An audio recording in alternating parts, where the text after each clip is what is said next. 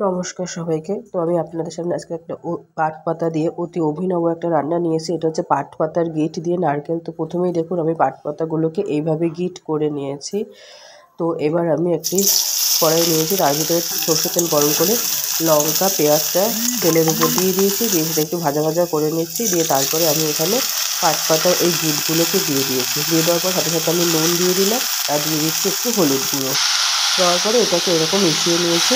মিশিয়ে এটাকে এবার একটু ঢাকা দিয়ে রাখবো যাতে এটা নরম হয়ে যায়, একটু আধা ভাজা ভাজা হয়ে যায়। এর ভিতর নারকেলকে আমি পেস্ট করে নিয়েছি। তো ভাজা ভাজা হওয়ার পরে এখানে আবার কড়াইতে আমি সামান্য তেল দিয়ে দিয়েছি, হলুদ দিয়ে দিয়েছি, তেজপাতা দিয়ে দিয়েছি, কালো জিরে দিয়েছি। দেওয়ার পর এখানে আমি ওই নারকেল পেস্টটা দিয়ে দিলাম। দিয়ে এই নারকেল পেস্টটাকে আমি এখানে ভালো করে ভাজা ভাজা করে নিচ্ছি।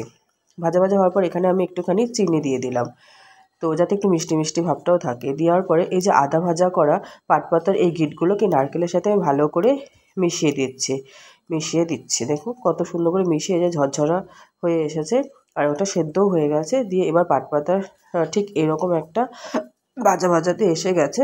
দিয়ে এবার আমি একটি বাটিতে নামিয়ে নিলাম। তো দেখুন কত সুন্দর কালার এসেছে, একদম নারকেল দিয়ে পাট পাতা দিয়ে। এটা একটা অতি অভিনব রান্না।